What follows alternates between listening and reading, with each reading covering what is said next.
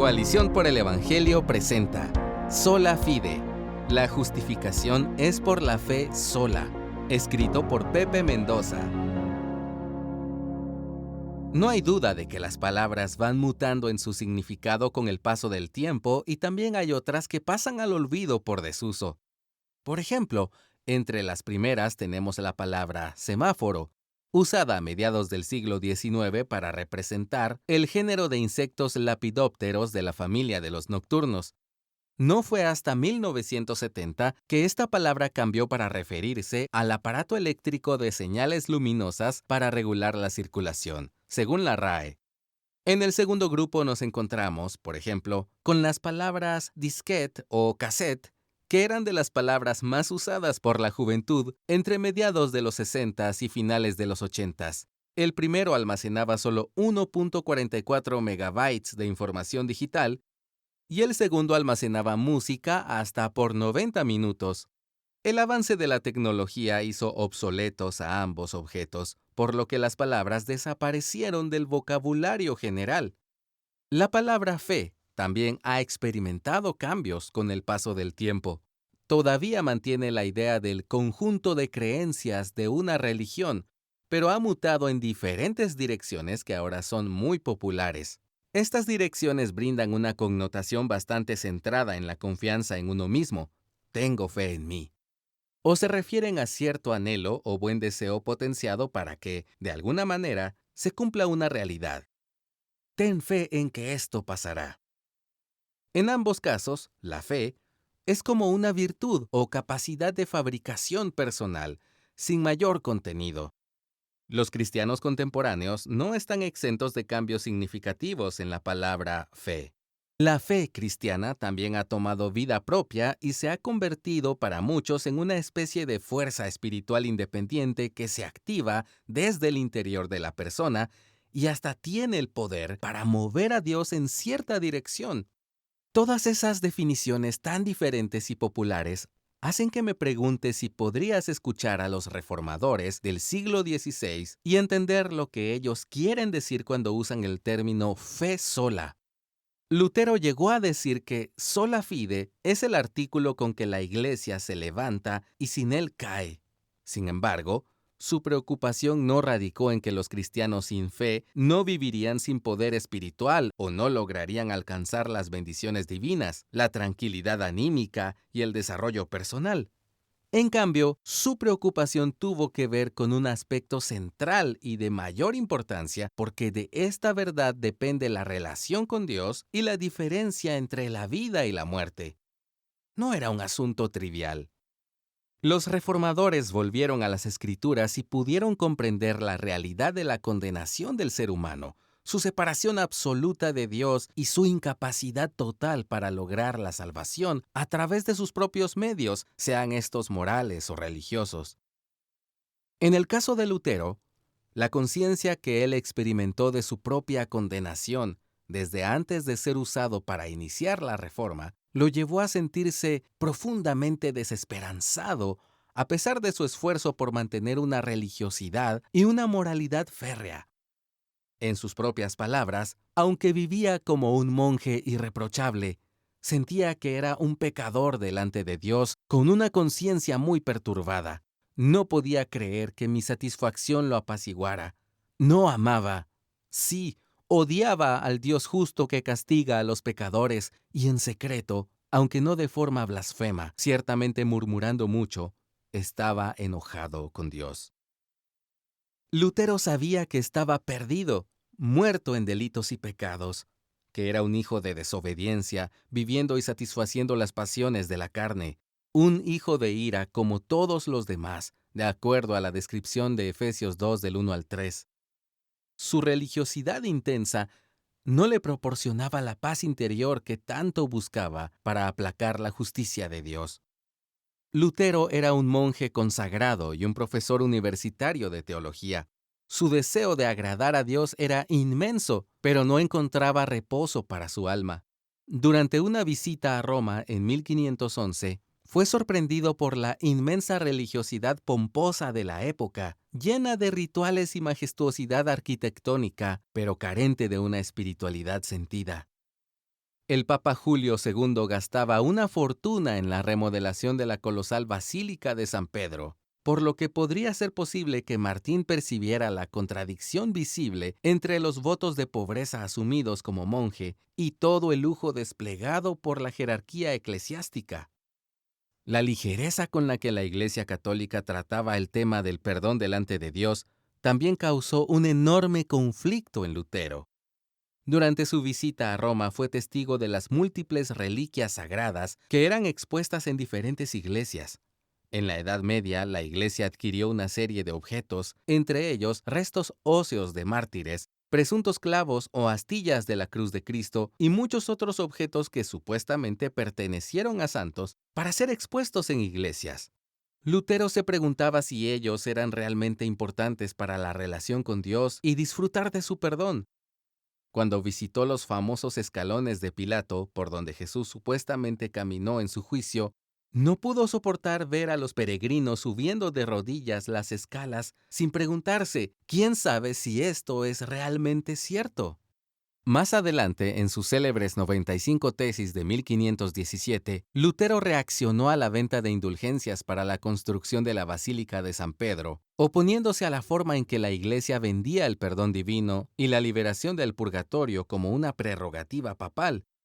Él declaró, en su tesis 50, debe enseñarse a los cristianos que, si el Papa conociera las extorsiones de los predicadores del perdón, preferiría que la iglesia de San Pedro se redujera a cenizas, a que se construyera con la piel, la carne y los huesos de sus ovejas.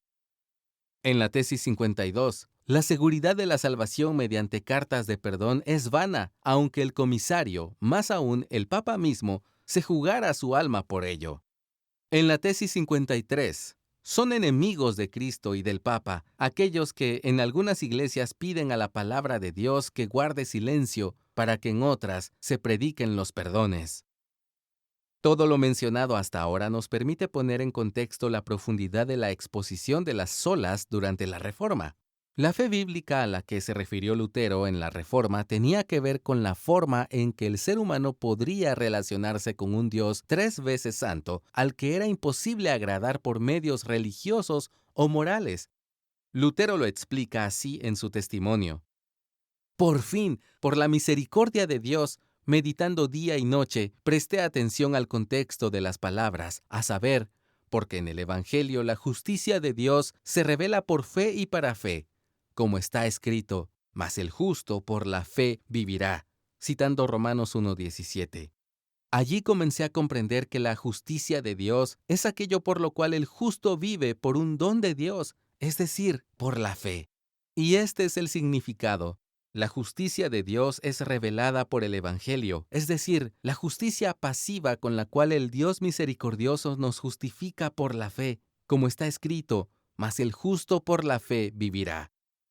Aquí sentí que había nacido de nuevo y que había entrado en el paraíso mismo por las puertas abiertas. Allí se me mostró una cara totalmente diferente de toda la Escritura. Entonces repasé las Escrituras de memoria. También encuentro en otros términos una analogía, como la obra de Dios. Eso es lo que Dios hace en nosotros. El poder de Dios con el que nos hace sabios, la fuerza de Dios, la salvación de Dios, la gloria de Dios. Lo que el Espíritu Santo reveló a Lutero por su sola gracia a través de las Escrituras fue que la justicia de Dios es satisfecha en Cristo a través de la justificación por la fe sola. El teólogo R.C. Sproul explica la importancia de esto. La doctrina de la justificación lidia con lo que podría ser el problema existencial más profundo que un ser humano pudiera enfrentar. ¿Cómo puede un pecador, una persona injusta, alguna vez soportar el juicio de un Dios santo y justo? La respuesta está en el centro mismo del Evangelio, es decir, en que, como dice Lucas 19:10, el Hijo del Hombre ha venido a buscar y a salvar lo que se había perdido. La confirmación gloriosa de que Cristo nos encontró y salvó la encontramos en Romanos 5 del 1 al 2, que dice que, habiendo sido justificados, es decir, perdonados y declarados justos ante Dios, por la fe, tenemos paz para con Dios por medio de nuestro Señor Jesucristo, por medio de quien también hemos obtenido entrada por la fe a esta gracia en la cual estamos firmes, y nos gloriamos en la esperanza de la gloria de Dios. Sola fide resume la verdad de que la fe en Jesucristo como único y suficiente Salvador, sin necesidad de méritos u obras por nuestra parte, es el único medio por el cual somos perdonados y declarados justos por el Dios 3 veces santo. Hay un punto importante que debemos aclarar para ubicar a la fe en su lugar correcto dentro del plan de Dios. Cuando hablamos de la fe sola, no nos referimos a ella como un fin en sí misma para nuestra salvación.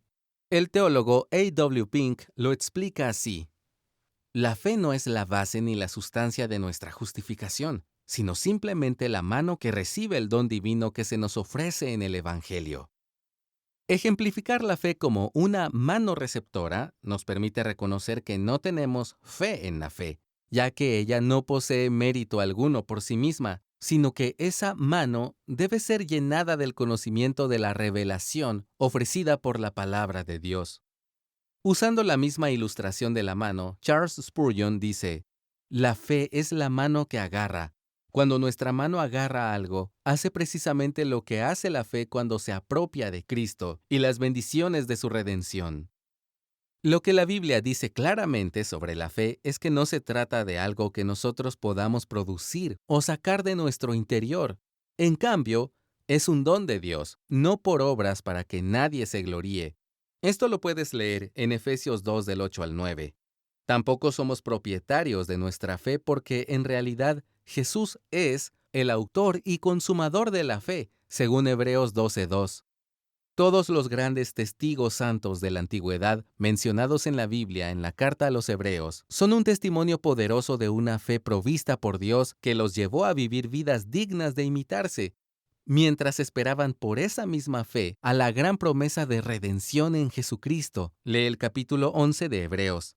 El llamado a poner los ojos en Jesús es reconocer que nuestra fe depende en Él de principio a fin, porque Jesucristo es el autor de la salvación, como dice Hebreos 2:10. En Romanos 10:13, el apóstol Pablo presenta una verdad sorprendente: todo aquel que invoque el nombre del Señor será salvo.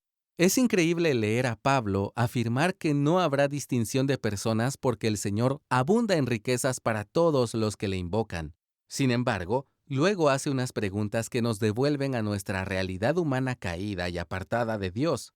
¿Cómo, pues, invocarán a aquel en quien no han creído?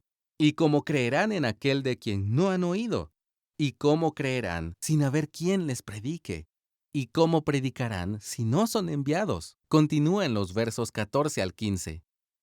Los seres humanos no pueden invocar al Señor y alcanzar la salvación por sí mismos, sin la ayuda sobrenatural de Dios. Debido a que la fe se presenta como un regalo absoluto de Dios y cuyo autor y consumador es Jesucristo, entonces el propósito de la fe o su contenido queda restringido al objetivo de Dios y su plan perfecto de redención. Por lo tanto, Pablo concluye diciéndonos en el verso 17: así que la fe viene del oír, y el oír por la palabra de Cristo. La fe efectiva debe contener la verdad del Evangelio y estar nutrida de la revelación provista por un Dios fiel y veraz que no permitirá que ninguna de sus palabras caiga a tierra.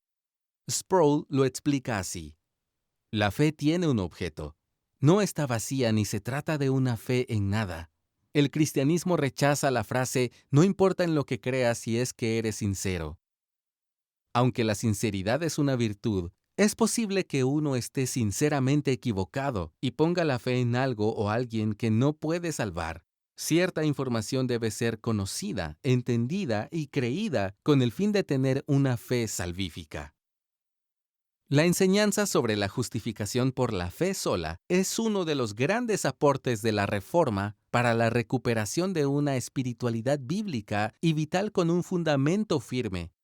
Nos aleja de una espiritualidad religiosa vacía basada en nuestros méritos y nos da cuenta de nuestra necesidad absoluta de Dios para nuestra salvación.